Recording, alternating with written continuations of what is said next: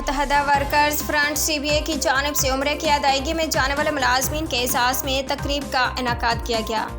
جبکہ اس موقع پر متحدہ ورکرز فرنٹ CBA کے چیئرمین ارشاد خان، جنرل سیکرٹری اکرام خان، سینئر نائب صدر جوائنٹ انچارج ایوب بلوچ، نائب صدر جوائنٹ انچارج انور حبیب، جوائنٹ انچارج ندیم یوسف، ڈپٹی جنرل سیکرٹری وسیم ابراہیم،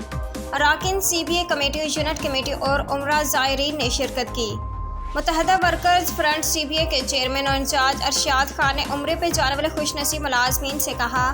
کہ عمرہ پر واٹر اینڈ سیوریج کارپوریشن کی سلامتی، پاکستان کے استحکام، ترقی اور خوشحالی کے لیے دعائیں کی جائیں، جبکہ جنرل سیکرٹری اکرام خان نے بھی مبارکباد پیش کی اور جوائنٹ انچارج ندیم یوسف نے کہا